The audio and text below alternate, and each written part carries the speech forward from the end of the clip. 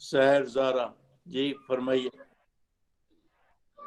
Sir आपसे question ये पूछना था कि सर अगर पेशेंट जो है वो हमारे पास आ जाती है, वो कहती है कि उसको 9 मंथ्स पे यानी फुल टर्म पे आई है और अभी 1 वीक से उसका ब्लड प्रेशर ज्यादा है, हाँ ग्रेविडा 2 पैरा 1 है, प्रीवियस प्रेगनेंसी में भी ब्लड प्रेशर ज्यादा नहीं था उसका। हाँ। तो इस केस में मैं सर हम उसको प्रिवेंट कैसे, मतलब उसे हम कहेंगे हाइपरटेंशन इन प्रेगनेंसी, नहीं, आपने कहा 41 वीक्स पे आई है, या हम उसने कहा लैब्स ये कह सकते हैं कि गेस्टेशनल हाइपरटेंशन। ना उसको ब्लड प्रेशर था कि नहीं था जब वो प्रेजेंट किया उसने 41 वीक्स पे? जी सर, मतलब 36 वीक्स अबव है, 37 पे, 36 वीक्स पे। 36 वीक पे प्रेजेंट किया। ब्लड प्रेशर कितना? जी सर ब्लड प्रेशर जो है ना पेशेंट का 160 100 था और विद सिम्टम्स था, हेडेक था पेशेंट को। हाँ, ना भी हो, लेट्स फॉर ए मिनट से कि 36 वीक्स पे पेशेंट प्रेजेंट करता है और आपने ब्लड प्रेशर रिकॉर्ड किया 150/100, तो I will call it hypertension. अब ये कि कौन सी हाइपरटेंशन है ये क्या प्रेगनेंसी इंड्यूस हाइपरटेंशन है या असेंशियल हाइपरटेंशन है या कोई और? तो आप सिर्फ ना कहेंगे पीएच, ना कहेंगे असेंशियल, आप कहेंगे जी my patient is at 36 weeks with blood pressure 150/100, ये बोलेंगे। फिर आपसे थैंक पूछेगी, यू सर। वो एग्जामिनर पूछेगी कि how will you manage this. आप कहें जी कि मैं इस स्टेज पे एट 36 वीक्स में मेरे पास आई है, आई इवेलुएट, लफ्ज होगा evaluate mother and fetal well being, ये अल्फाज होंगे। जी सर। तो पहले मदर की वेल बीइंग के ब्लड प्रेशर में उसको क्या क्या हो सकता है। ब्लड प्रेशर के साथ उसको क्लिनिकली प्रोटीनूरिया देखना चाहिए, इडीमा देखना चाहिए आपको, ठीक? ठीक है सर। हाँ। और फिर आपने कहा दिया कोई सिम्टम्स हैं तो वो पूछ लिया, हेडेक है उसको जी, राइट? और ठीक है, और सर जब बाद में पेशेंट हमें, जी सर ये सॉरी। फिर आप कहेंगे कि जो मैं मदर की वेल बीइंग को एवेल्यूएट करूंगी by her symptoms, symptom is headache, और by signs looking for oedema, और बाय इन्वेस्टिगेशन प्रोटीन्यूरिया। और चूंकि इतना लेट स्टेज पे आप देख रहे हैं, फिर रीनल फंक्शन टेस्ट भी करा लेंगे, यूरिक एसिड भी करवा लेंगे, ये इन्वेस्टिगेशन होगी उसकी। दूसरी तरफ then we come to fetal well being को मॉनिटर करना। मैं क्लिनिकली देखूंगी कि वो 30 height of fundus liquor, clinically वो 36 वीक्स के मुताबिक है, उसको आईयूजीआर ओलिगोहाइड्रोनियस तो नहीं जो हाइपरटेंशन में हो जाता है। क्लिनिकली ब्लड प्रेशर के अलावा I will examine abdomen for height of fundus, amount of liquor, lie of the baby, fetal heart। और ये करने के बाद then next will be CTG record करूंगी। और फिर चूंकि आप पहली दफा देख रही हैं, तो अगर सीटीजी भी सब कुछ ठीक है, देन मे बी, कह दीजिए may be I will not do biophysical profile BPP at this stage, और इफ यू से कि even Doppler and biophysical profile I'll do, both are okay, both are okay।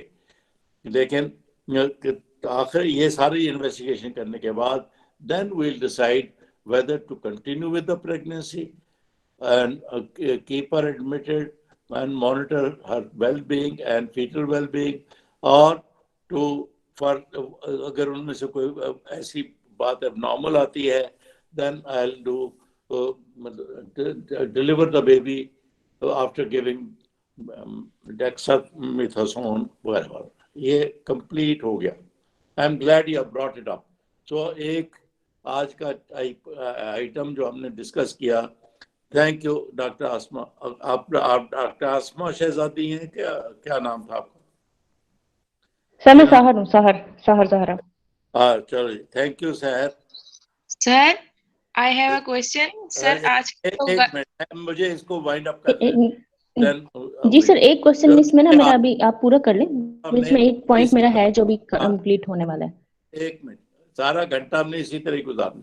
आपके जो भी इस तरह से ब्रीफ आपके क्वेश्चंस होंगे इम्तिहान में, ये आया तो क्या करना है, मैं I take you through to the end, ताकि आप उसी तरह ही प्रोसीड करें। So here was a patient जिसकी पैरिटी वगैरह अनइम्पोर्टेंट है, at 36 weeks with blood pressure. आपके पास इम्तिहान में उसका ब्लड प्रेशर था 150/100। तो what will you do? You will say, madam, I'll monitor at this stage mother and fetus.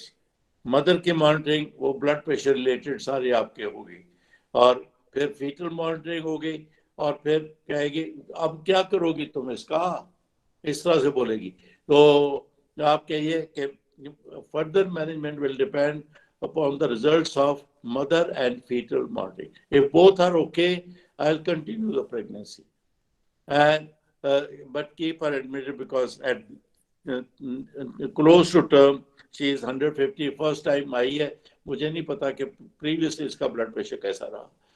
अगर उनमें मदर में कोई बात है या फीटल मॉनिटरिंग में कोई बात है, तो आप कहें जी after close monitoring may B I decide induction of labour after evaluating whether to deliver a vaginally or do cesarean section। वो कैसे होगा, उस पर आप कहेंगे कि जी मैं इसका ये जनरल कंडीशन देख के बिशप स्कोर करूंगी, और फिर फैसला करूंगी कि इसको इंडक्शन करनी है कि इसका सेक्शन करना है। इस तरह से आप लेके जाए जी। अब ये सवाल खत्म हो गया, ताकि आप और भी सवाल डिस्कस करें। जी कोई और पूछना चाहते थे?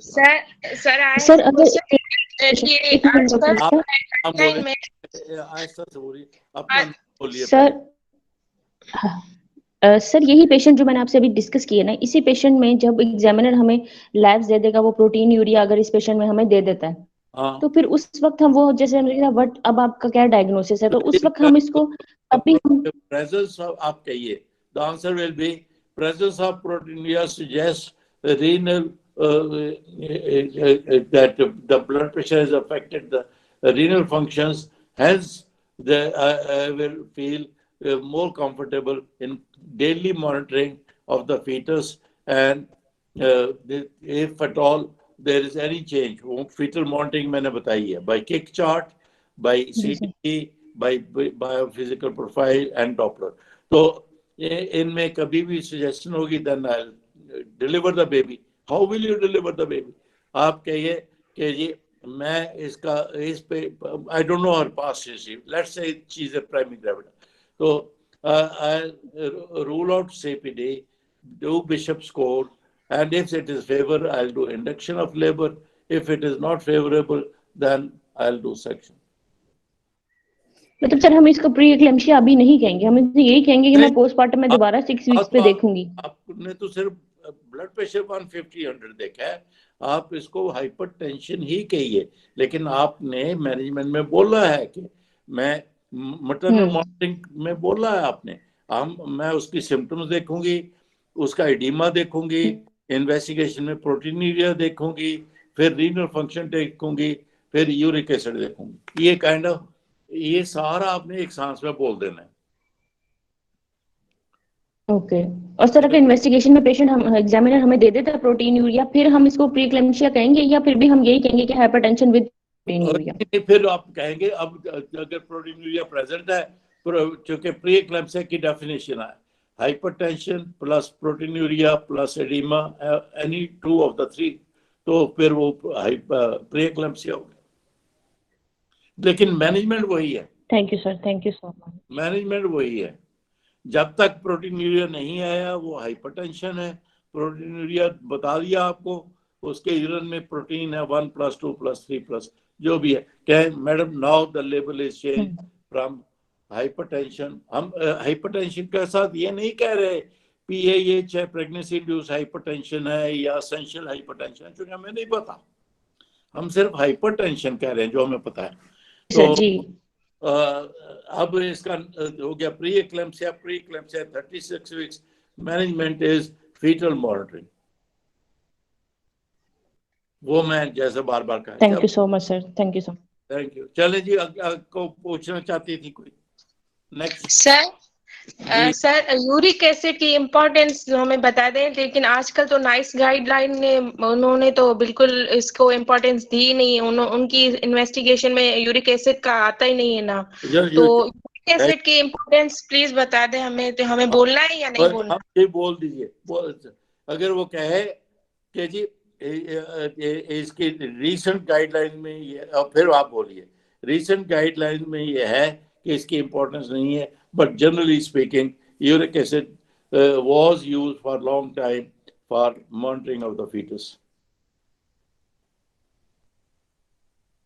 चले, आप कोई और पूछना चाहता था कुछ? तो अगला सवाल करें ना, हम एसेंशियल हाइपरटेंशन पे ही रह गए। Somebody else wanted to ask. वो खामोश हो गई कि चली गई? सर के प्रोलैप्स का पेशेंट है। सर मेरा चले, पहले जो तो बीच में बोली थी वो फिर ठहरे, पहले प्रोलैप्स की बात कर लेते हैं। जी प्रोलैप्स, आपका नाम जी क्या? सर पैरा 15 पेशेंट सर, सहर। अब वही आप ही बोली जा रही है बार बार। चले फिर पूछ लीजिए। चले प्रोलैप्स। सर पैरा 15 पेशेंट है, previous all spontaneous vaginal deliveries with second degree uterovaginal prolapse, moderate cystocele and mild rectocele. और सर पेशेंट की जो कंप्लेंट्स है ना, उसमें पेशेंट को जो है ना मिक्स्ड सिम्टम्स हैं। वो पेशेंट नॉक्चूरिया की हिस्ट्री भी देती है, और अर्ज इनकॉन्टिनेंस और स्ट्रेस इनकॉन्टिनेंस बोथ हैं इसमें। तब इसमें मेरा क्वेश्चन आपसे ये है कि मैं इसमें इन्वेस्टिगेशन में अब कैसे, इसमें मैं इन्वेस्टिगेशन जो यूरिनरी इनकॉन्टिनेंस की है उसमें मैंने क्या मांगना है? उसमें पेशेंट को नहीं है फिर आगे रोक जाओ ना, मैं जवाब दे जी सर, जी सर, जी। बात है। आपके पास पेशेंट आता है यूट्रोवेजाइनल प्रोलैप्स का, first degree, second degree, third degree, जो भी है, डजंट मैटर, फर्स्ट यूट्रोवेजाइनल प्रोलैप्स, और उसके साथ कोई और सिम्टोमेटोलॉजी है, यहाँ पे यूरिनरी सिम्टोमेटोलॉजी, वो उसको अर्ज इनकॉन्टिनेंस भी है, उसको डिसयूरिया भी है, उसको जो भी है, यूरिनरी सिम्टम्स हैं उसको। आपने अच्छा हुआ ये सवाल पूछ लिया। पहली tip, uterovaginal prolapse is not an emergency. वो सालों में डेवलप होता है, इसलिए हम पहले बाकी कोई भी सिम्टम जो है उसका इलाज करेंगे, चाहे वो यूरिनरी है, चाहे मेंस्ट्रुअल रिलेटेड है, चाहे इनफर्टिलिटी रिलेटेड कुछ भी है, हम पहले उसका इलाज करेंगे और फिर प्रोलैप्स का करेंगे।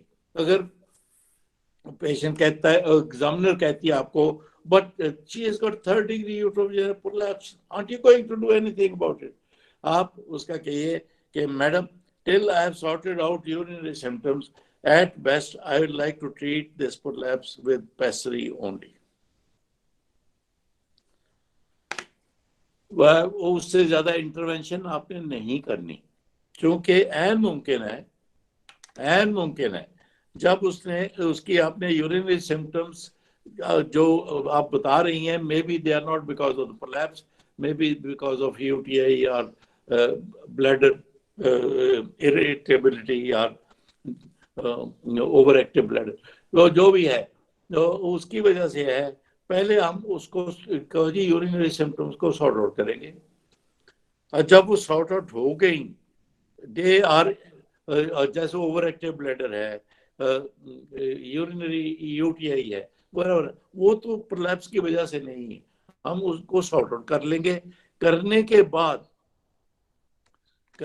बाद फिर हम यूट्रोवेजाइनल प्रोलैप्स का डिस्कस करेंगे। परमानेंट क्या चाहती है, क्या परमानेंट वो पैसरी ही सेटिस्फाइड है, या तो हम पैसरी ही कंटिन्यू कर लेंगे। अगर वो पैसरी से सेटिस्फाइड नहीं है, शी वांट्स डेफिनेटिव ट्रीटमेंट, जो भी है सर्जिकल ट्रीटमेंट, फिर हम उसकी बात करेंगे। तो मैं समराइज यहाँ पे ये करता हूँ कि अगर आपके पास यूट्रोवेजाइनल प्रोलैप्स का पेशेंट विजिबली होगा, first degree, second degree, third degree जो भी होगा वो है, और साथ उसको और सिम्टम्स हैं, कोई भी है, कोई भी है, कहो जी मैं उन सिम्टम्स के लिए इन्वेस्टिगेट करूंगी और फिर उन सिम्टम्स का इलाज करूंगी, और जरूरी नहीं है कि वो इस प्रलैप्स की वजह से हो। अब आफ्टर ऑल मैं आपसे एक सवाल पूछूं तो खुद ही जवाब भी दे दूंगा कि if you have a patient जो इंसिडेंटली आपने देखा कि उसको सेकंड डिग्री यूट्रोवैजाइनल प्रोलैप्स है, उसने नहीं बताया, उसने कंप्लेंट भी नहीं की, और तो क्या ये जरूरी है कि उस यूट्रोवैजाइनल प्रोलैप्स को इवन पेस्टरी से ट्रीट करें? नहीं जरूरी। Asymptomatic prolapse does not need any conservative और ऑपरेटिव ट्रीटमेंट। आप कहिए, क्योंकि ये बात ना भूलिए, किसी एसिम्प्टोमेटिक प्रॉब्लम की आप सर्जरी करेंगे तो सर्जरी की वजह से वो सिम्प्टोमेटिक हो सकती है। तो वो प्रॉब्लम जो लाइफ थ्रेटनिंग नहीं है, जो उसको अनकंफर्टेबल नहीं कर रही, जरूरी नहीं है कि उसको आप जरूर ठीक करें।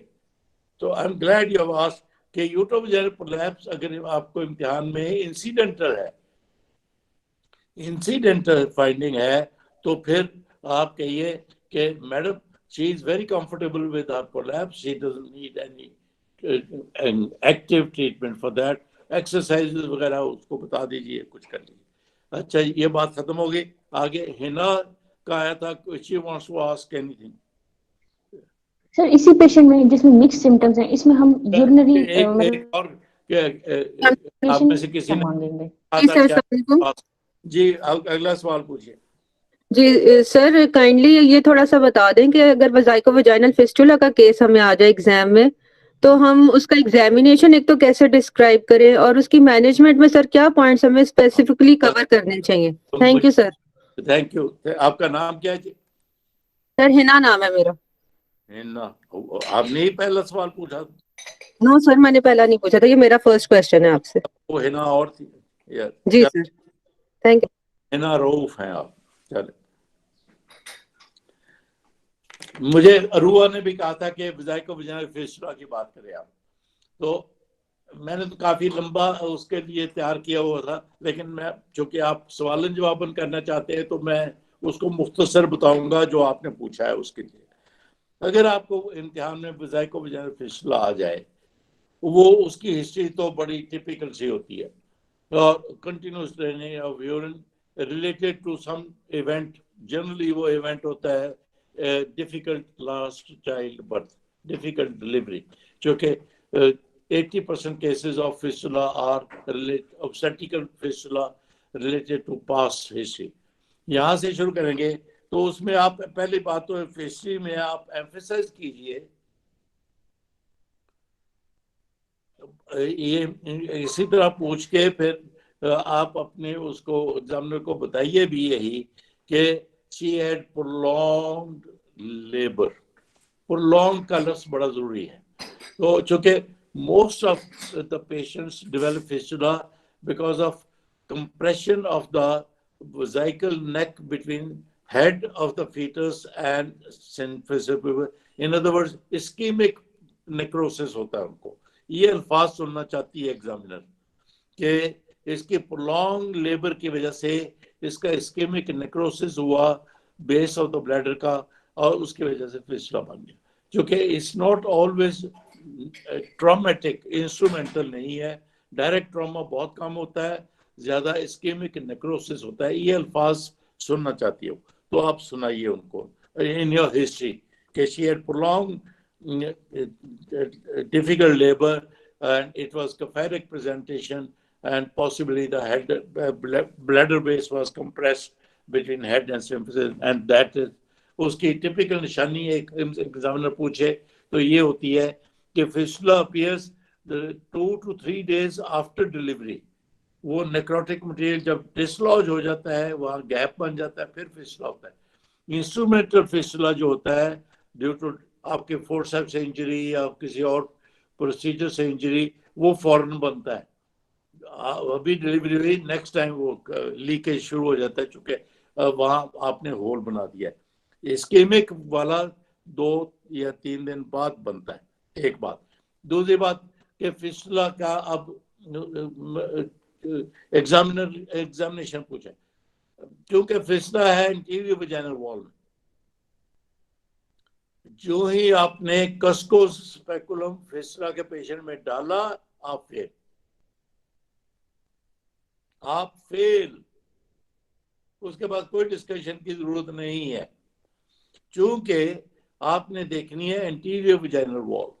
एंटीरियर वजाइनल वॉल कस्कोस के साथ कवर हो जाती है, so fistula is not to be seen with cuscos, it is always Sims speculum। आज जो भी सुन रहे हैं आप, इस वक्त कोई 50 के करीब है ऑनलाइन, तो सब के सब जो इम्तिहान देने जा रहे हैं, अगर फिस्टुला का पेशेंट आ जाए, आपने उसको कस्कोस को उठा के परे फेंक देना है, करीब ना आए। सो आपने पूछा एग्जामिनेशन कैसे करना, so you have to use Cusco's, now you have to use Sims speculum. अब आपको पता है सिम्स स्पेकुलम की क्या क्या पोजीशन है जिनमें वो स्पेकुलम इम्तिहान में कोई आप में से शोर कर रहा है, तो वो अपना माइक बंद कर। तो आपने इम्तिहान में वेरियस पोजीशन बतानी है, कौन कौन सी इस्तेमाल हो सकता है, लेकिन इम्तिहान में आप देखेंगे पेशेंट को लेफ्ट प्लीज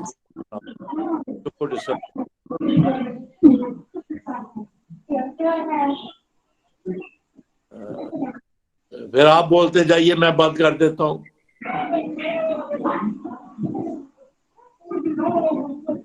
ये डॉक्टर गणेश है कोई? उसको कहो बाबा वो माइक अपना बंद कर ले।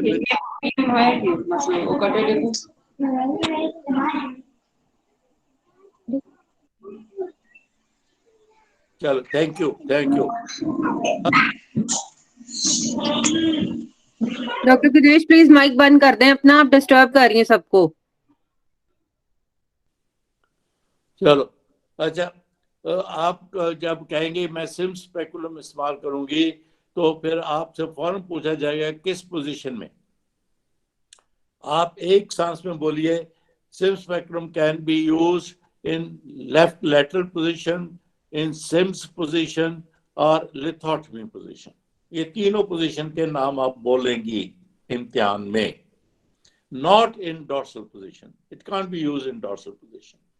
तो आप कहिए for this we need patient in either left lateral position or Sims position or lithotomy position।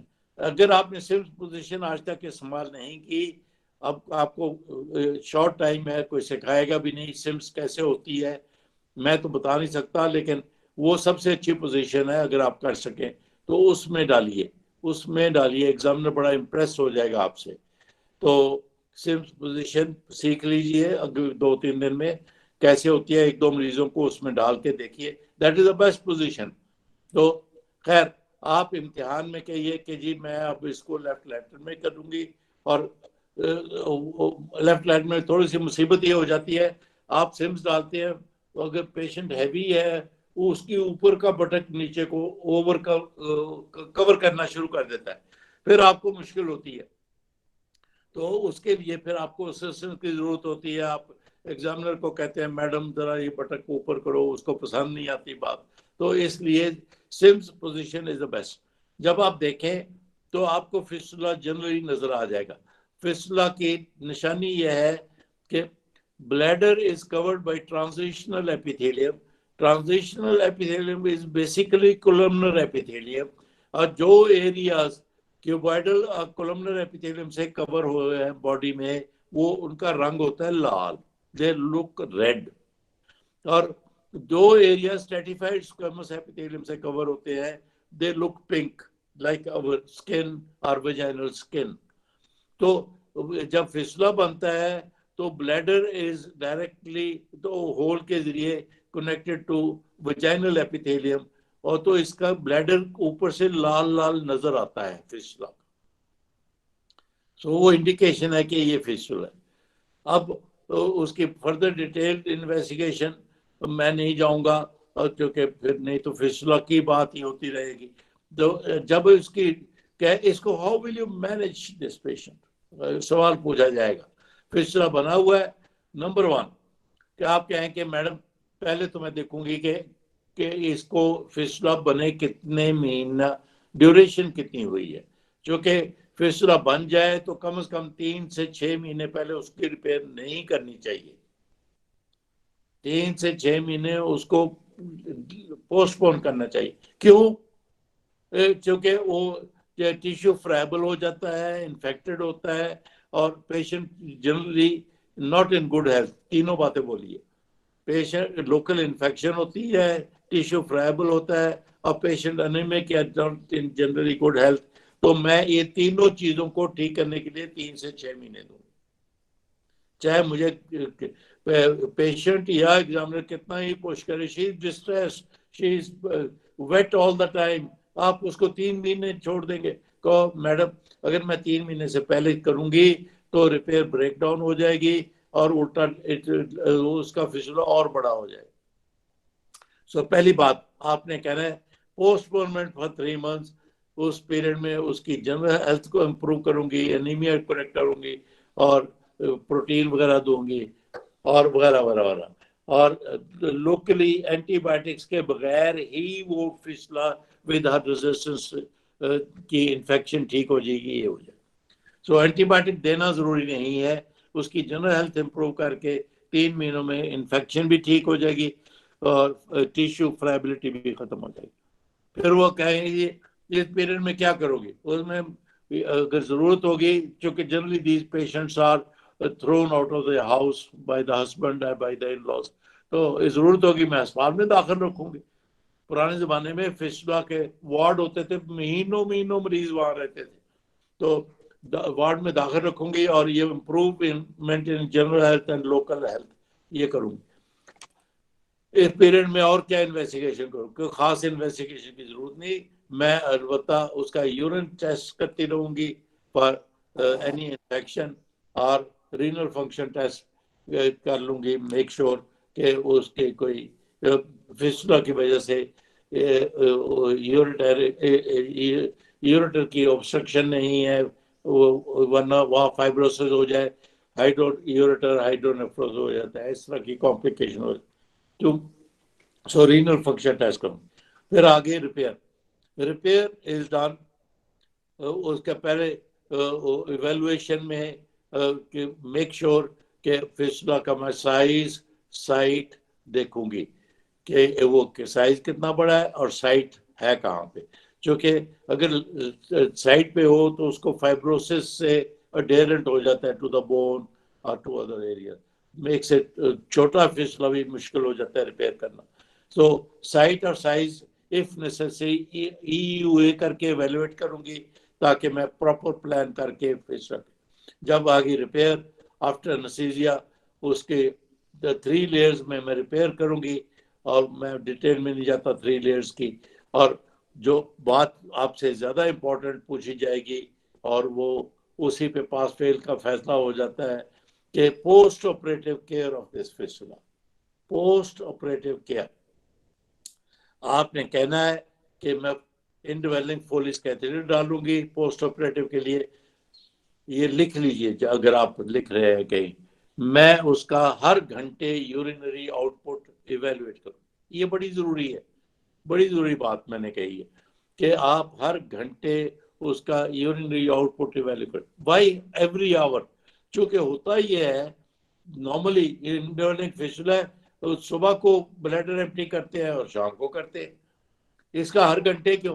क्योंकि अगर वो फिस्टुला आपने इंडवेलिंग कैथेटर इसलिए डाला है कि ब्लैडर डिस्टेंशन ना हो, स्ट्रेच ना हो आपकी से रिपेयर लाइन, सूचर लाइन। तो अगर वो ब्लॉक हो जाए कैथेटर, 6 घंटे बाद पता चले 6 घंटे में तो ब्लैडर डिस्टेंड हो चुका होगा, आपके रिपेयर ब्रेक डाउन हो जाएगा।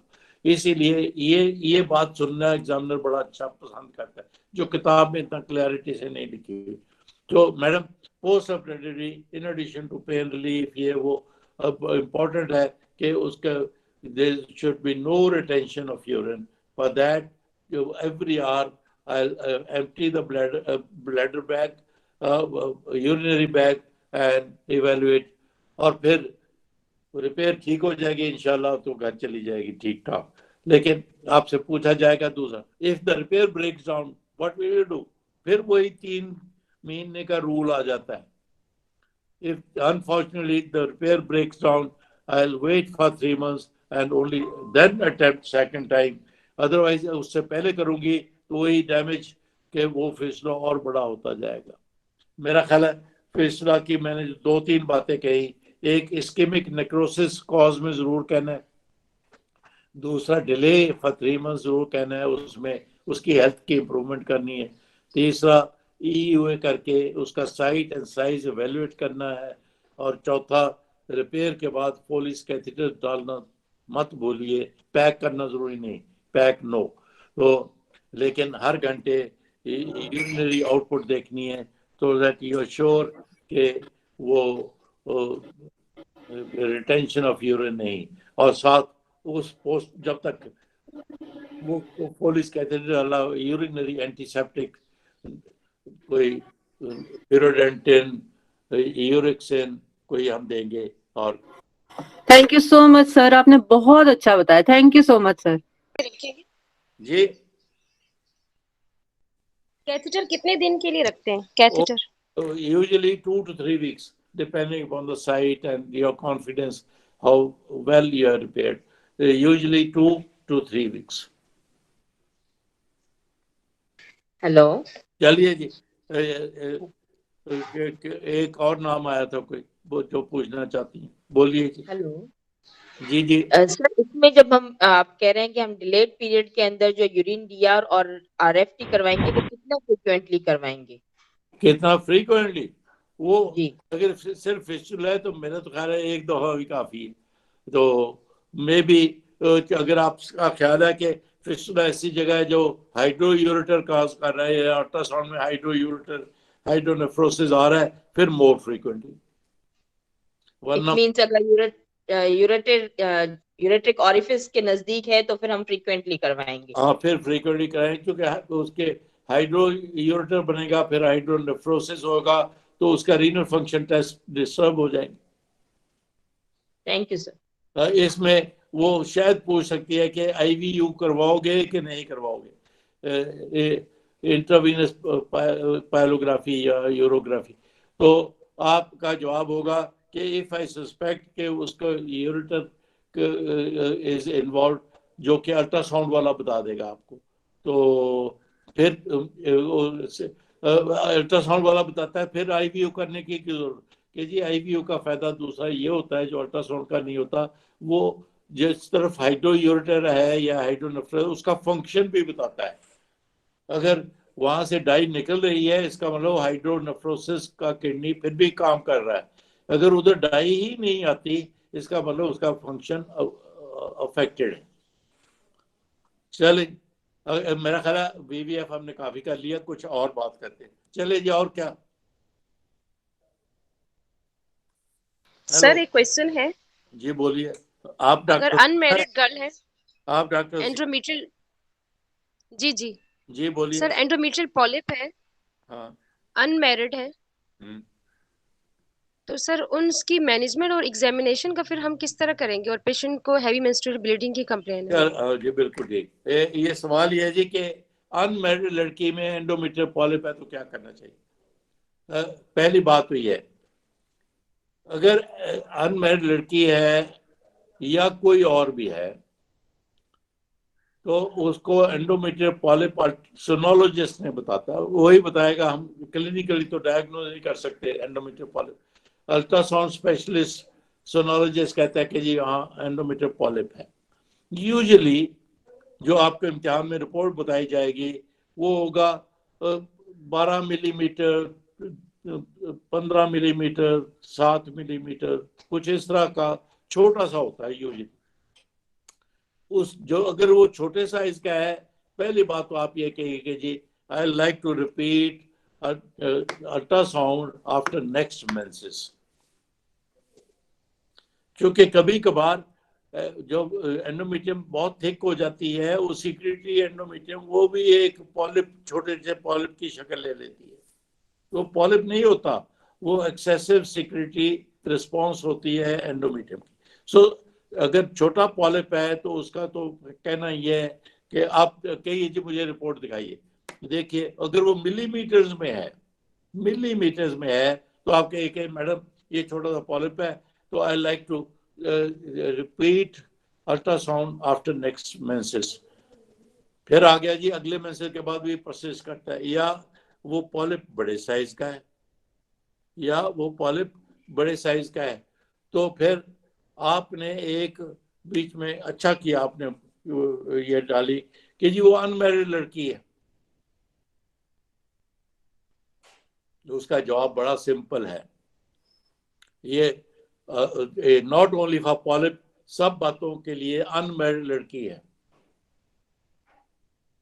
अनमैरिड लड़की की अगर बिनाइन कंडीशन है, उसको कोई प्रॉब्लम नहीं कॉज कर सकती करती, नो ट्रीटमेंट। मैं दोहराए देता हूं, क्योंकि कोई ट्रीटमेंट ऐसा नहीं है जो जिसका साइड इफेक्ट ना हो। मैं दोहराता हूं, फिर मैं इसके एलेबोरेट भी करूंगा अभी, कि अगर आपके पास पेशेंट है इम्तिहान में 18-20 साल की है और उसका यही पॉलिप है और उसको कोई मेनोरेजिया नहीं है, कोई हैवी मेंस्ट्रुअल ब्लीडिंग, आजकल मेनोरेजिया की टर्मिनोलॉजी बदल गई, हैवी मेंस्ट्रुअल ब्लीडिंग नहीं है, तो आप कहिए कि madam this polyp is not causing any symptoms to this patient, her hemoglobin is this much, I will only keep her under observation. अब आ गया कि वो polyp which is causing heavy menstrual bleeding, वो फाइब्रॉइड, सब mucus fibroid है, बड़ा सारा polyp है, causing heavy menstrual bleeding. Forget about the fact whether she is married or not married. आपका उसका मैनेजमेंट है, I will treat this polyp like any other married woman. मुश्किल ये हो गई हमारी सोशली वो कि हम इंटैक्ट हाइमन को बड़ी ही इंपॉर्टेंस देते हैं कि जी उसकी हम पॉलिपेक्टमी करेंगे, हिस्टोस्कोपिक पॉलिपेक्टमी वो करेंगे तो वो हाइमन डैमेज हो जाएगा, ओए हेवंस विल फॉल। आप कहिए कि I will counsel my patient and her mother about this risk, will take full care कि ना डैमेज हो, ये अल्फाज कहने होंगे आप, will take as much care as possible कि हाइमन डैमेज ना हो, but for the sake of hymen you can't let her suffer from heavy menstrual bleeding and remain anemic. Anemia की अपनी complications है, she is lethargic, she can't perform well, she can't study, she can't do the job और वगैरह वगैरह वगैरह, and prone to infection. Anemia की अपनी complications, तो you can't let her be at best. अगर आपका व्यू कुछ इस तरह से है postponement, आप ऐड ये सिर्फ कर दीजिए, if the unmarried girl has a polyp and it is symptomatic, I'll counsel my patient about the presence of polyp and her mother भी साथ के, चाहे अनमैरिड तो 40 साल की भी हो जाने है, थोड़ी माँ बड़ी इंपॉर्टेंट होगी, तो I'll counsel her and her mother about the presence of the polyp and its complications or its effect on her health, and I will warn her that during this procedure, because it's done through the vagina hysteroscopically, there's a risk of injury to the polyp. I'll warn her. और ये उसके तक है, वो कहते हैं ना जी ना ये तो फिर रहने दो, फिर आप कहेंगे when I warn her that what and they show resistance, I'll ask her mother then to arrange her marriage as soon as possible within a month or two, and after marriage I'll do this procedure. I have used a word, okay, you will counsel her about the presence of polyp, about its effect on the health of the patient, and possibility of complication of the procedure, and if she is reluctant, advise her कि उसका जल्दी से शादी करो ताकि हम इसका definitive treatment कर सकें. तो जिन्होंने ये सवाल पूछा था, let her come back on the mic कि are you satisfied with my suggestion or you still want Yes, to sir. ask more? No, sir, you are nicely explained. Okay, I'll counsel her and mother about the disease, its consequences, and the treatment and its complication. Treatment complication इस patient में आपने unmarried को कहा है तो is injury to the hymen. और उसका possible solution, मेरे पास आते हैं मरीज इस तरह से, मैं तो सबको यही कहता हूँ कि जी अगर शादी फॉर्म नहीं है फिर इलाज करवाओ, इसकी सेहत ज्यादा इम्पोर्टेंट है. अगर आपको इतना तो बड़ा खतरा है तो बाहर जाके जो पहला मुंडा मिले तो ब्याह करो फिर लाओ. मुश्किल ये आप लड़कियों को लड़के भी तो नहीं मिलते शादी के लिए. चलो, एनी अदर क्वेश्चन? हमने बीवीएफ भी कर लिया, उसने कहा था. और एक रूबा ने मुझे कहा था अनश्योर ऑफ डेट्स की बात करने, वो मैं करूं कि आपने कोई सवाल पूछना पहले? हेलो. Yes sir. जी सर, आप करें एंश्योर ऑफ डेट्स की बात करें. जी सर, जी डेट्स की बात करो. चलो, ये भी थोड़ा सा एक खाम खा कर ट्रिकी बन जाता है, कोई ऐसी इसमें होती नहीं है बात. पहली बात तो ये है, if the patient comes and tells you that she doesn't remember, she is not sure, maybe फलां महीने या 3 महीने या 6 महीने पहले हमारी आई थी फिर नहीं आई, या बात करती है आपका, क्योंकि एग्जामिनर सुन रहे होंगे तो आपके बेड साइड पे बैठे होते हैं, तो आपने पहली बात तो पूछनी है कि बीबी आपकी माहवारी रेगुलरली आती थी इससे पहले? आपको तारीख तो नहीं याद, लेकिन इससे पहले रेगुलरली आती थी. जनरली स्पीकिंग रेगुलर मेंसेस बहुत कम होते हैं, इरेगुलर ज्यादा होते हैं. अगर वो इरेगुलर कहती है तो आपको पूछे फिर सवाल उसी से डायरेक्ट कि लॉन्गेस्ट इंटरवल बिटवीन मेंसेस कितना और शॉर्टेस्ट कितना. सीधा इस तरह से पूछे कि जी आपको रेगुलर नहीं आती तो क्या 1.5 महीने बाद आ जाती है? कहती है हाँ. कभी इससे भी लंबा हुआ है? नहीं, या हुआ है जितना भी हो. Longest interval and shortest interval. तो ये कुछ सवाल आया था, मैंने पढ़ने की कोशिश की. चलो, लॉन्गेस्ट एंड शॉर्टेस्ट, ताकि आपको उसके साइकिल की ड्यूरेशन पता हो. वो इसलिए है, ये आप इसलिए उसको सामने कर रहे हो एग्जामिनर के आपका Naegele's law is applicable only if the cycle is 28 day.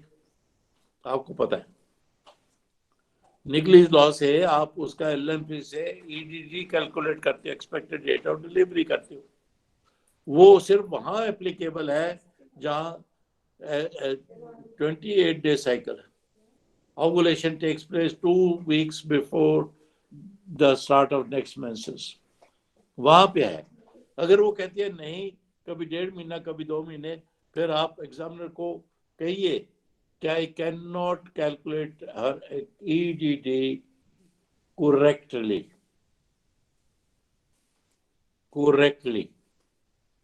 ये कह के फिर आ जाइए वापस.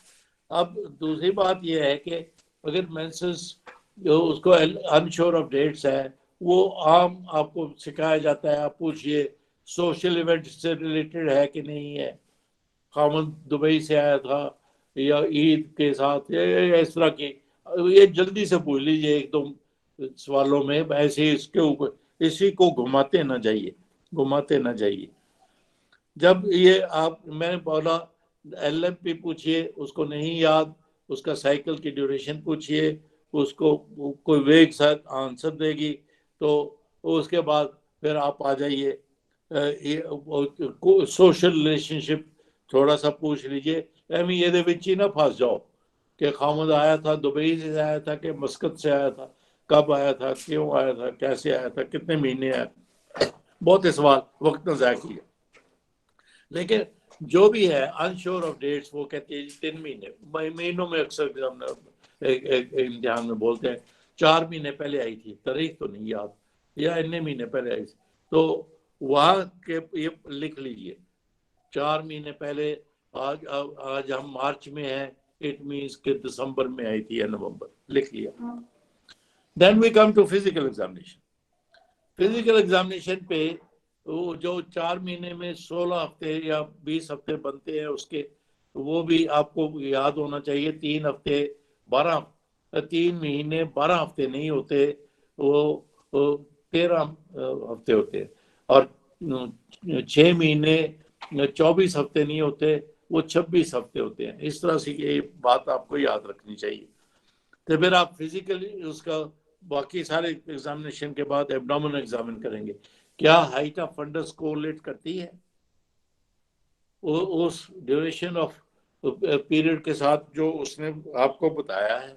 तो हाइट ऑफ फंडस आपको पता ही है, वेरियस, वो just above symphysis, just above umbilicus, xiphisternum, in between पढ़ लीजिए, उसके साथ कोरिलेट करती है।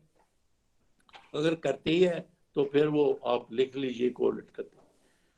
नेक्स्ट वी कम टू के हाइट ऑफ फंडस के साथ बेबी की पोजीशन, लाइकर, वो सारा कुछ फिजिकली देख लीजिए। मैं उससे आगे जाता हूँ। नेक्स्ट फिर आपने कहना जी अल्ट्रासाउंड। अल्ट्रासाउंड हर कोई कहता है अल्ट्रासाउंड से पक्का करेंगे उसका एक्सपेक्टेड डेट ऑफ डेथ। याद रखिए, sonologist can give you exact date in first trimester, क्योंकि फर्स्ट ट्राइमेस्टर में चाहे बच्चा बाद में मैक्रोसोमिया होना है उसको या IUGR होना है, सबका साइज एक सा होता है। इसलिए उसकी मेजरमेंट्स जो हैं वो करने के बाद उसकी जो डेट देता है फर्स्ट ट्राइमेस्टर में वो ठीक होती है। उस फर्स्ट ट्राइमेस्टर के बाद बच्चा नॉर्मल ग्रोथ हो रही है, बच्चे को IUGR हो रहा है, बच्चे को मैक्रोसोमिया हो रहा है, उसके हिसाब से उसकी मेजरमेंट्स बदल जाती हैं। इसलिए अगर अल्ट्रासाउंड वाला सेकंड और थर्ड ट्राइमेस्टर में आपको कोई डेट देता है वो पक्की नहीं है, उसकी पॉसिबिलिटी है। सेकंड ट्राइमेस्टर में जो डेट दे रहा है मे बी वो 80% करेक्ट होगी, और थर्ड ट्राइमेस्टर में जो दे रहा है वो मे बी 60-70% करेक्ट होगी, डिपेंडिंग के बेबी मैक्रोसोमिया या कम वेट लो वेट की तरफ जा रहा है या क्या है। इसलिए वो ज्यादा रिलायबल नहीं है। आप ये बोलिए इम्तिहान में कि मैडम इस स्टेज पे शी इज 26 वीक्स प्रेग्नेंट, मैं सोनोलॉजिस्ट से डेट जरूर लूंगी लेकिन वो उतनी रिलायबल नहीं होगी। खुद ही फिक्रा बोलिए, इतनी रिलायबल नहीं होगी जितना फर्स्ट ट्राइमेस्टर में इसका सोनोलॉजिस्ट की प्रेडिक्शन हमें बताती। तो अनश्योर ऑफ डेट्स के लिए अल्ट्रासाउंड का ये, लेकिन मैं बात को आगे बढ़ाता हूँ आपके इम्तिहान के लिए। अगर वो अनश्योर ऑफ डेट्स है फिर भी कहती है मुझे 6 महीने पहले 7 महीने पहले मेंसेस आए थे, अगर आप मेरे नोट्स ले रही हैं 2 लाइनें खींच लीजिए। There are 2 possibilities.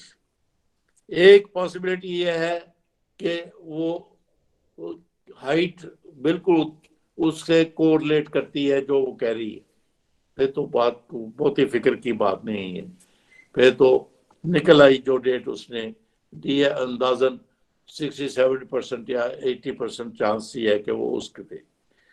लेकिन दूसरी पॉसिबिलिटी है क्या या हाइट ऑफ फंडस हायर है जो वो डेट दे रही है, या हाइट ऑफ फंडस लोअर है जो वो डेट दे रही है।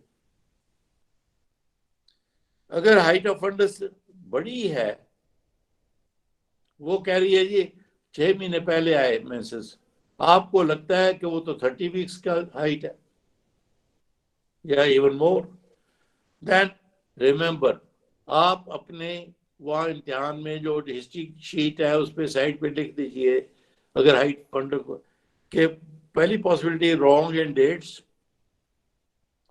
दूसरी ट्विंस, रूल आउट कीजिए ट्विंस, तीसरा उसको पॉलीहाइड्रेमियोस, चौथा मैक्रोसोमिया या malformation of the fetus, and कभी कभार वो height is more because of fibroids और ओवेरियन सिस्ट। ये 4-5 बातों को आप लिख लेंगे और रूल आउट करेंगे कि वो तो कहती है 6 महीने, हाइट इज 30 वीक्स, इमीडिएटली आप कहेंगे एग्जामिनर को possibility is she is wrong in dates, और there is a possibility it is twins, or baby is macrosomic, or there is polyhydramnios, or there could be malformation of the fetus, and last of all there could be fibroid or varices. आप during examination, during investigation ये 4 ही चीजों को rule out करोगे by whatever the investigations you can do, लेकिन आप बोलोगे, examiner को कहोगे और फिर सोनोलॉजिस्ट से या जिससे भी इन सारी चीजों को या कंफर्म करोगे या रूल आउट करोगे। दूसरी तरफ पॉसिबिलिटी है कि height of fundus is smaller, वो कहती है जी मुझे 7 महीने पहले मवारी आई थी, आप देखते हैं तो जस्ट अबव अम्बिलिकस 24-26 वीक्स की है। वहां अगर स्मॉल, फिर अगेन पहला डायग्नोज रॉन्ग इन डेट्स, दोनों तरफ पहला डायग्नोज रॉन्ग इन डेट्स, और फिर दूसरी पॉसिबिलिटी ये IUGR है या malformation of the baby है या जेनेटिकली स्मॉल, IUGR नहीं है, स्मॉल साइज है बेबी का, ये एंड ओलिगोहाइड्रेमियोस। ये 4-5 चीजें लिख लीजिए साइड पे कि मेरे पेशेंट को ये तो नहीं है, क्योंकि यही डिस्कस होंगी वहाँ। आपने फिर इन्वेस्टिगेशन से वो रूल आउट करनी है कि इनमें से कौन सी चीज है। अब मैं आखिरी चीज अनश्योर ऑफ डेट्स की लाता हूँ कि पेशेंट जो है वो आपके पास आता ही है so called near term, near term आया,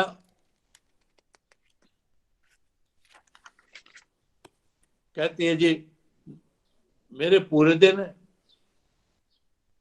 9 महीने हो गए, 10 महीने हो गए, और आप देख के कहते, आपको लगता है कि she is not at term. फिर आपने कहना है इस पेशेंट में कि जी अब अल्ट्रासाउंड वाले से मैं सोनोलॉजिस्ट से डेट नहीं ले रही, अब मैं सोनोलॉजिस्ट से well being of the baby पूछ रही हूँ, well being of the baby. वो जो भी तरीके हैं, BPP, डॉपलर वगैरह, वो सारा करवा के फिर उसकी मैनेजमेंट है।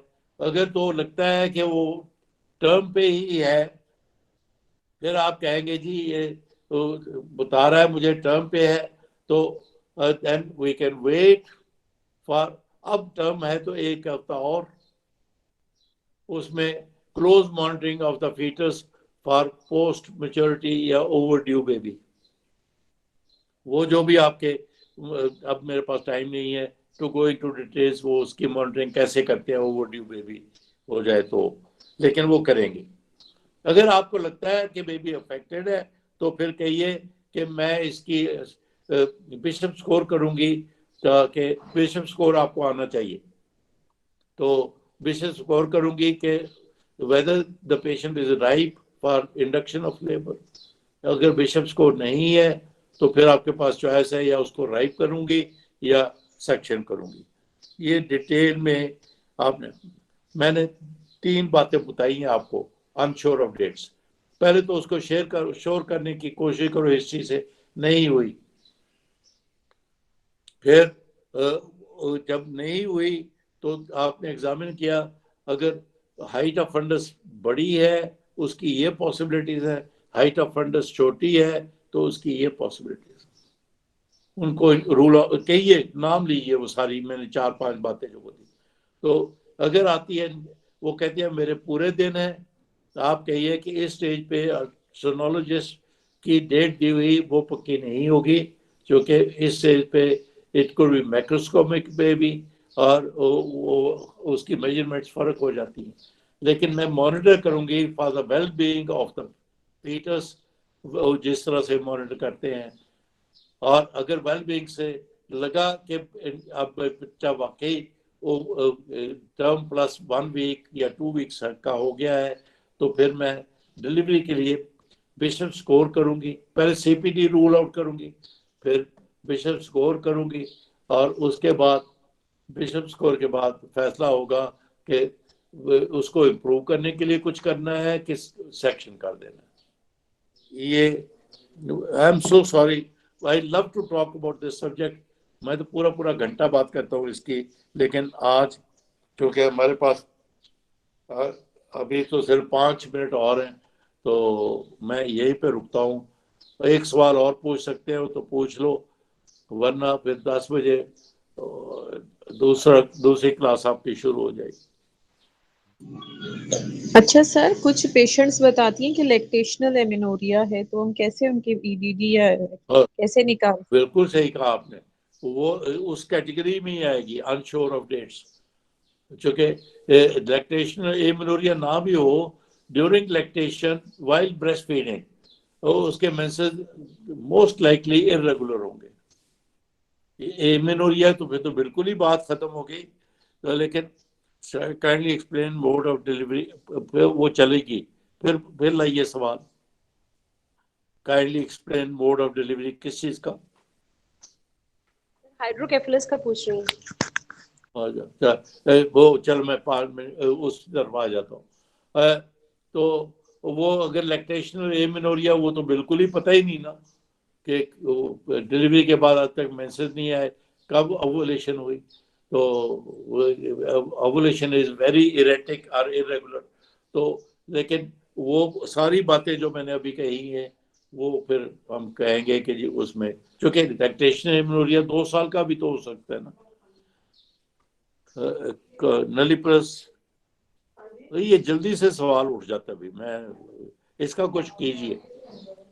ये आईटी वालों के जो सवाल आए, मैं पढ़ तो सकूं उसको, वो 1 सेकंड के लिए रहता है। चलिए, क्या सवाल था आपने पूछा था? हेलो, मैंने कहा था मैं अभी आता हूँ उस तरफ। हेलो हेलो, हाइड्रोकेफेलस का मोड ऑफ डिलीवरी पूछा था sir. Good. If there is a diagnosis of hydrocephaly during pregnancy, number 1, यहां से शुरू करेंगे आप। I will counsel my patient about the problem hydrocephaly, और उसको बताना बड़ा जरूरी है, जिस स्टेज पे भी होगा। यूजुअली लेट 2nd ट्राइमेस्टर में होता है या 3rd ट्राइमेस्टर में। I'll counsel my patient. Number 2, जब काउंसल कह दिया, I'll monitor हाइड्रोकेफेली कि कोई और कॉम्प्लिकेशन तो नहीं है उसके साथ। स्पाइना बाइफिडा बड़ा कॉमन होता है उसके साथ। तो नंबर 1। नंबर 2 के कॉर्टिकल थिकनेस कितनी है। अगर कॉर्टिकल थिकनेस एडिक्वेट है,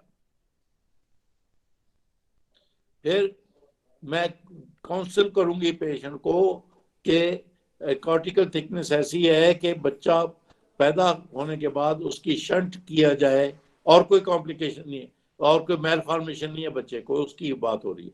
और काउंसिल करूंगी कि आपके बच्चे का दिमाग इतना है कि पैदा हो जाए तो उसके शंट किया जाएगा, या एक्स्ट्रा पानी बाहर निकाला जाएगा with a catheter which will go into the peritoneum, और वो उसे फिर वो नॉर्मल सा रहता है। 100% नॉर्मल तो कभी भी नहीं होते, तो नियर नॉर्मल। तो ये उसको काउंसल करूंगी। उसके दो जवाब हो सकते हैं, हाँ ठीक, ना मुझे ये बच्चा नहीं चाहिए, मुझे इसमें मेल फॉर्मेशन है, बच्चे नहीं। तो अगर वो कहती है हाँ, फिर आई रिपीटेडली मॉनिटर। जब वो क्रिटिकल लेवल तक पहुंच जाए, फिर मैं उसको इरिस्पेक्टिव ऑफ मैच्योरिटी उसको सिजेरियन सेक्शन से डिलीवर करूंगी, न्यूरो सर्जन से शंट डलवाऊं। एक तो ये हो गया। दूसरा हो गया कि उसकी कॉर्टिकल थिकनेस बड़ी कम है या शंट अवेलेबल नहीं है, then this baby is not going to be a normal baby at birth or after birth. तो उसको मैं वैजाइनली डिलीवर करूंगी और उसको परफोरेट कर दूंगी हेड, ताकि ड्रेन हो जाए और वो नीचे से स्टिल बर्थ होगी, नीचे से स्टिल बर्थ होगी। हाँ, तुम बच्चे को मार दोगी? कहो जी मैडम, बच्चे को मारना नहीं है। बच्चा, any baby who is malformed and is not going to live mentally and physically healthy life, वो उसकी टर्मिनेशन मेडिकली अलाउड है। ये तो जब आपने उसको शंट के लिए डिलीवर करना है, वो करना है आपने सिजेरियन सेक्शन से। जब उसको सिजेरियन सेक्शन करके शंट के लिए नहीं डिलीवर करना, उसको डिलीवर करना है वैजाइनली। और जब लेबर थोड़ी हाफ वे हो जाए, you can easily perforate, क्योंकि sutures ज़्यादा हो गए होते हैं, easily perforate the head and baby can come। किसी को मेरी इस मैनेजमेंट से इतराज़ है, कोई डिबेट करना चाहते हैं तो जरूर एक आध सवाल पूछ ले। सर उन्होंने सिजेरियन सेक्शन का कहा था। सर अगर हम पहले से मॉनिटर कर रहे हैं सर अगर प्रीवियस और जो है हम डिस्कस करना चाहते हैं, एक मिनट हम उसका सिजेरियन साइड जी मैनू भी बोलने की इजाजत दे दो। तो हम सिजेरियन सेक्शन हाइड्रोकेफली में उस वक्त करेंगे जब उसकी शंट करवानी है। नो सर, प्रीवियस वन में अगर सेकंड बेबी हाइड्रोकेफेलस, तो फिर हम कहेंगे कि हम उसकी इन्वेस्टिगेशन करवाएंगे। आजकल NIPT non invasive prenatal testing है, तो अगर पहली दफा हाइड्रोकेफली हो गया, चूंकि दूसरी दफा हो सकती है जेनेटिक मैलफॉर्मेशन, और तो मैं NIPT करवाऊंगी। अगर उसमें है तो फिर उसको टर्मिनेट कर देंगे। सर काइंडली ये पूछना चाह रहे हैं कि अगर प्रीवियस वन हो, वो हाइड्रोकेफलस हो, उसको कैसे डिलीवर कराएंगे? सर अगर पहले किसी का प्रीवियस सिजेरियन सेक्शन हुआ हो और अब हाइड्रोकेफलस के साथ प्रेजेंट कर दे, उसका मोड ऑफ डिलीवरी क्या होगा सर? तो फिर तो है ही section, there is no other choice. Sir हम कितनी देर बाद असेस करेंगे हाइड्रोकेफलस की प्रोग्रेशन और कॉर्टिकल थिकनेस के लिए? हर हफ्ते उसके प्रोग्रेशन में अल्ट्रासाउंड करवाऊंगा, और स्पेशली कॉर्टिकल थिकनेस के लिए। सर बिफोर सिजेरियन सेक्शन कोई क्रिटिकल लेवल है कि जिस पे हम कहें कि अब हमें इसका सिजेरियन करना चाहिए? क्योंकि अगर बिल्कुल क्रिटिकल लेवल सोनोलॉजिस्ट ही बताएगा कॉर्टिकल थिकनेस। सर क्योंकि सिजेरियन में आपको अगर जब हाइड्रोकैफ को डिलीवर कराते हैं तो वो लेटरल एक्सटेंशन जो है उसकी बढ़ जाती है। Good, I am glad. आप आदत ही बना लीजिए, जब सिजेरियन सेक्शन करें you will not make a transverse incision. वो ल्यूनर जैसे पहली तारीख का चांद होता है ना, उस तरह का थोड़ा सा उसके लेटरल एंड ऊपर को उठे हो, फिर वो जब एक्सटेंड भी होता है तो यूट्राइन आर्टरी में नहीं जाता। बिलीव इट, ये मेरी लतीफ़ अस्पताल में हमने ब्रॉड लिगामेंट हेमाटोमा पिछले 20 साल में एक दफा नहीं देखा, लेकिन जहाँ पे ये एहतियात नहीं करते वहाँ पे लैटरल हेमाटोमा बनता है broad ligament. Sir previous one की अगर कॉर्टिकल थिकनेस बिल्कुल ही कम आ रही है तो भी हम उसमें सिजेरियन सेक्शन करेंगे? नहीं, कॉर्टिकल थिकनेस कम है तो फिर तो मैंने कहा ना कि प्रीवियस सेक्शन है, तो उसको जो ही लेबर शुरू हो गया, इवन पर एब्डोमेन उसको डीकम्प्रेस कर सकते हैं हेड को by passing a needle ultrasound guided. हाँ जी, और सर वेजाइनली भी तो कर सकते हैं, सर स्पाइनल नीडल से। थोड़ी सी लेबर शुरू हो, सर्विक्स में से सुई डाल के, मैंने कहा ना उनके सैजिटल सूजन बड़े सेपरेट होते हैं, इजीली जो नीडल है वो उसके कॉर्टेक्स के थ्रू बड़े बड़े हाइड्रो वेंटिकल्स बोलते हैं, किसी वेंटिकल में चली जाती है और वो ड्रेन हो जाता है, फर्स्ट गश एकदम से पानी निकलता है, और जब कोलैप्स हो गया फिर हेड का साइज तो नॉर्मल हेड से भी छोटा हो जाता है। चले सर एक क्वेश्चन पूछ लूं? जी आप पूछें, क्या पूछें? जी सर, एक क्वेश्चन है कि 38 इयर्स की फीमेल है, मैरिड है, 4 उसके बच्चे हैं, अब आई है सेकंड डिग्री यूट्रोवेजाइनल प्रोलैप्स के साथ मॉडरेट सिस्टोसील है, माइल्ड रेक्टोसील है, लेकिन पोस्ट मैच्योरेशन ड्रिबलिंग है, यूटीआई रूल आउट है, डायबिटिक नहीं है, लेकिन पोस्ट मैच्योरेशन ड्रिबलिंग की वजह से उसको कैसे लेके चलना है? उसकी यूरोफ्लोमेट्री कराएंगे या क्या कराएंगे उसको? सच पूछो तो मुझे यूरोग्राफी या यूरोगायनेकोलॉजी की सारी इन्वेस्टिगेशन नहीं आती, मुझे नहीं पता। आप, मैं तो ले पर्सन हूँ as far as urogynaecology is concern.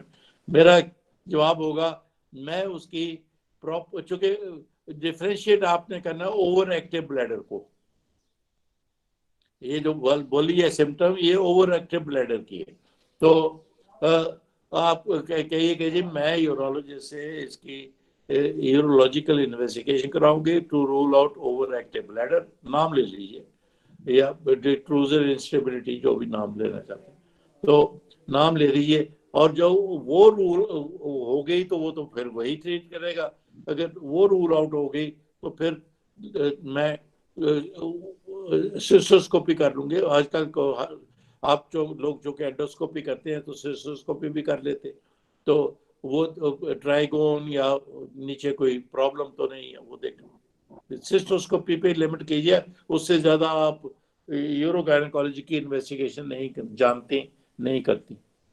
चलो जी, thank you very much, I have enjoyed talking to you all, I am so glad nearly 60 of you came। मुझे तो ये मेरे दिल को तो बहुत अच्छी बात लगती है जब आप इतने लोग आते हो और मेरी बात सुनते हो। I hope you find it useful in the examination too. Thank you. Thank you so much, sir. Thank you so much. Thank you, sir. Thank you, sir.